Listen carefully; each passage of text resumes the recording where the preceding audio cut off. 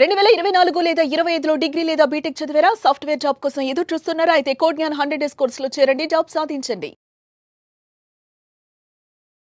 నమస్కారం రచిత మైనంపల్లి గారు. నమస్తే సిరి. ఇప్పుడున్న ప్రెజెంట్ సిచ్యువేషన్లో మనం చూస్తే చాలా ఎక్కువ పెళ్లిళ్ళు ఇలానే జరుగుతున్నాయి అని అనుకోవచ్చు. ప్రేమించింది ఒకరిని, పెళ్లి చేసుకుంది ఇంకొకరిని. ఇలాంటి సందర్భాల్లో ఇటు అమ్మాయి అయినా అబ్బాయి అయినా వాళ్ళ రిలేషన్షిప్ అనేది ఎలా ఉంటుంది అండ్ దానివల్ల నిజంగానే మనకి ఫర్దర్గా రిలేషన్షిప్ మీద ఎలాంటి ఇంపాక్ట్ పడే అవకాశం ఉందంటారు మ్యామ్? ఇప్పుడున్న సమాజంలో బాగా జరుగుతున్నాయి. ఇప్పుడు మీరు అన్నట్టు దానివల్ల చాలా డిఫరెంట్ వైల్డ్ బిహేవియర్స్ అన్ఫార్చునేట్లీ ఆడవాళ్ళ నుంచి కూడా చూడడం అనేది చాలా కొంచెం అంటే కొంతమందికి క్వశ్చన్ వస్తుంది ఏంటంటే మగాళ్ళు కూడా చేశారు కదా, వాళ్ళని క్వశ్చన్ అడగరు, ఆడవాళ్లను క్వశ్చన్ వేస్తున్నారు అనేది నేను ఈ మధ్య కూడా విన్నాను. నేను మగాని సమర్థించట్లేదు, లేకపోతే ఆడవాళ్ళు ఎందుకు చేస్తారని ప్రత్యేకంగా నేను పాయింట్అవుట్ చేయట్లేదు. బట్ ఒక స్త్రీతత్వానికి ఒక క్షమాగుణం కానీ ఒక పరిధి అనేది గీశారు. అది ఎందుకు గీశారు, ఎవరు గీశారు అనేది కాకుండా మనం అక్కడి నుంచే వచ్చాం కాబట్టికే ఎస్పెషల్లీ మన ఇండియన్ విమెన్కి ఆ respect because of the tolerance and patience ఉండాలా. ఎందుకు ఉండాలి అంటే నా దగ్గర ఆన్సర్ లేదు. But at the same time నీకు ఇష్టం లేకపోతే చేసుకోకపోవడం ఫస్ట్. ఆ తెగువ ఏది ఇప్పుడు వీళ్ళు చూపించే తెగువ ఏదైతే ఉందో అది ముందే తెగువ చూపించేసి ఇష్టం లేకపోతే పెళ్లి చేసుకోకపోవడం బెటరు. లేదు నీకు తల్లిదండ్రులతో ఇష్టం ఉండి వాళ్ళు బెదిరించి చేశారు అని అంటే గనక ఆ పెళ్లి తర్వాత కూడా నీకు ఇష్టం లేకపోతే అక్కడి నుంచి నువ్వు వెళ్ళిపోవచ్చు. అంటే పెళ్లి చేశారు అంటే ఇదే బెదిరింపు నువ్వు ముందు బెదిరియొచ్చు. ఇంత ఒకళ్ళని మర్డర్ చేసి అంత స్థాయికి ఎదిగారు, అంత భయం లేని తత్వంకి ఎదిగిన వాళ్ళు వేరే వాళ్ళకు కూడా భయపడారు కదా. ఇప్పుడు ఇలా చేస్తే ఇంకా ఫ్యామిలీ నడి రోడ్డున పడుతుంది అనేది కూడా ఆలోచించకుండా మేబీ వీళ్ళు ఒకప్పుడు రాక్షసులు దేవుళ్ళు చాలా ప్రామాణికంగా ఉండేవాళ్ళు పాతకాలంలో.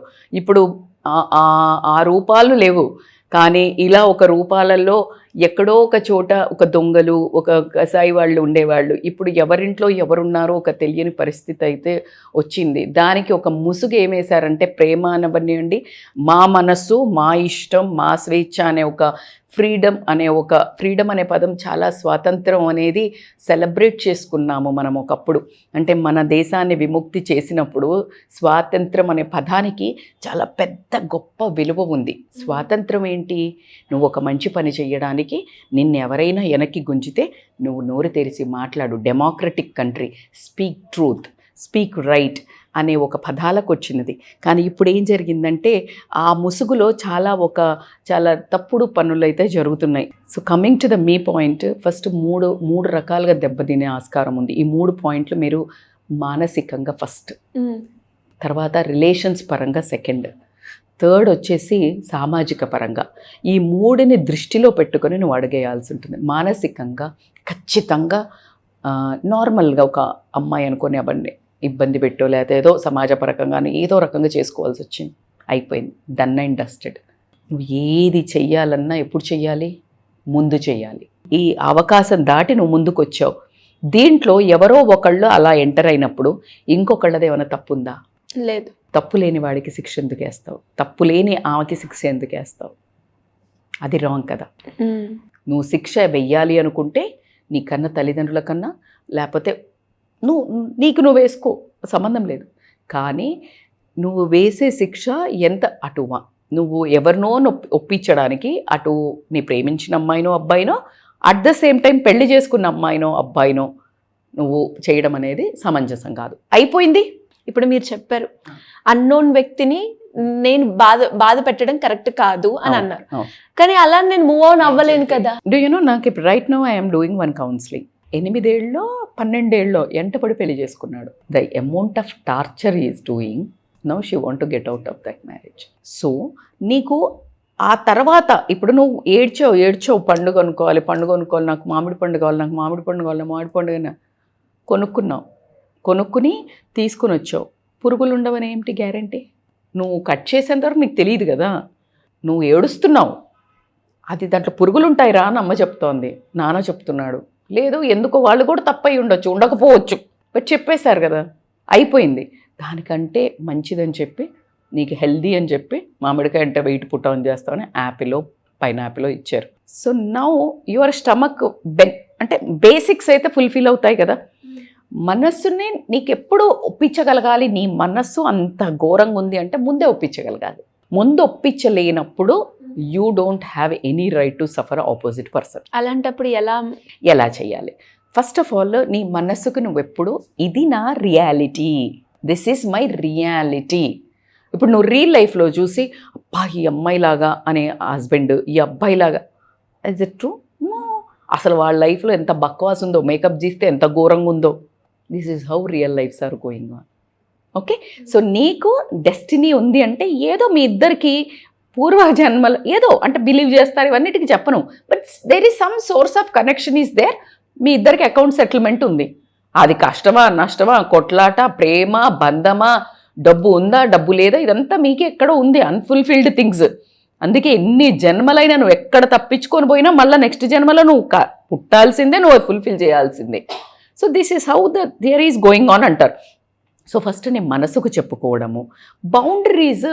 ఈ పెళ్లి చేసుకున్న అతనితో నా రిలేషన్ ఇది ట్రూత్, ఇది రియల్, దీన్ని I have to take forward. What I have left behind as a left behind. నేను ఆ బ్యాగేజ్ను గనక మొత్తం ఎత్తుకొని ముందుకెళ్తే, పాత బట్టలను నువ్వు పట్టుకొని సూట్ కేసులో వెళ్తా, నువ్వు ఎంత కొత్త బట్టలు కొనుక్కున్న సూట్ కేసులో పెట్టుకోగలుగుతావా? పెట్టుకోలేవు కదా. So you need to clear your అల్మారా. So this is a first. Secondary is ఎప్పుడైతే నువ్వు కమ్యూనికేషను ఆ ఎక్స్పర్సన్తో you need to disconnect, which is a basic thing.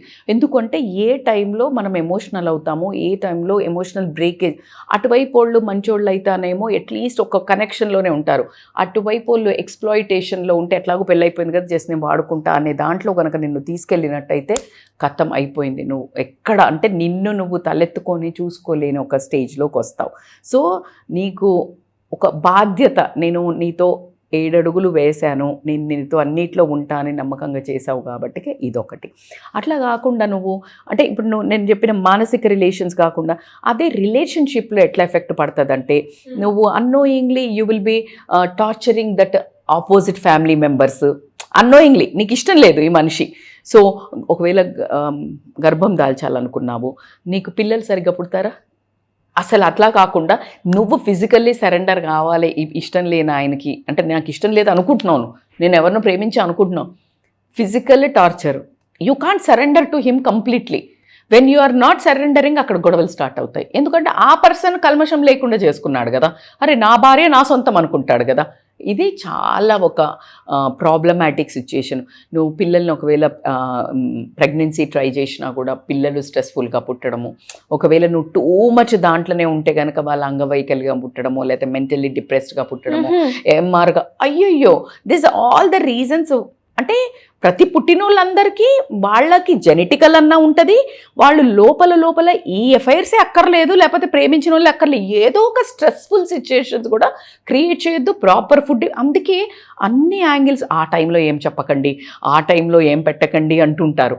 ఆ టైంలో చెప్తే ఏమవుతుంది? Because that is how the children effect kids, కాబట్టి అది చాలా ఇంపార్టెంట్. అట్లా కాకుండా నువ్వు కనుక అలా ఒక సమాజంలో కూడా ఒక పెద్ద డేంజరస్ సిచ్యుయేషన్ క్రియేట్ అవుతుంది కదా. నువ్వు ఇప్పుడు ఇట్లా ఉన్నావు, ఇంకేదైనా మెయింటైన్ చేస్తున్నావు, సమాజంలో ఇట్ షోస్ నీ మీద వాల్యూ పోతుంది. నువ్వు అంటే how you will be seen in a society, you can't look up to yourself. So ఇలాంటివన్నీ నువ్వు ఖచ్చితంగా దూరదృష్టితో ఆలోచించాల్సిన విషయం ఉంది. How you will be able to manage, and which is a very wrong thing. Do at least one thing. So నీకు నీ husband మంచిగా చూసుకోవట్లేదు, బాగా కొడుతున్నాడు, తిడుతున్నాడు, తాగుబోతు, అప్పుడు నువ్వు డివోర్స్ తీసుకొని నువ్వు మళ్ళా నీ బ్యాక్ హస్బెండ్కి ఒకవేళ పెళ్ళి కాకపోతే మళ్ళా వెళ్ళి నువ్వు పెళ్ళయ్యి అతను మంచిగా ఉంటే నువ్వు వెళ్ళి డంప్ అవ్వటం కూడా ఇంకొక జీవితాన్ని నాశనం చేసినట్టు అవుతుంది. సో కాబట్టి these are the very sensitive topic కదా సిరి, అంటే it's a very sensitive topic. So ముందు మీరు పెళ్ళి చేసుకోబోయే వాళ్ళకి, చేసుకున్న వాళ్ళకి ఏంటంటే దీంట్లో one thing I can tell you, once you decided for all, before the డెసిషనే చాలా గట్టిగా ఆలోచించి తీసుకోండి. దాని తర్వాత దాని మీద నిలబడండి. కష్టం అవుతుంది, మనస్సు కదా, కష్టం అవుతుంది. నేను కష్టం అవ్వదు, ఈజీ, జస్ట్ మూవ్ ఆన్ అని నేను చెప్పట్లేదు.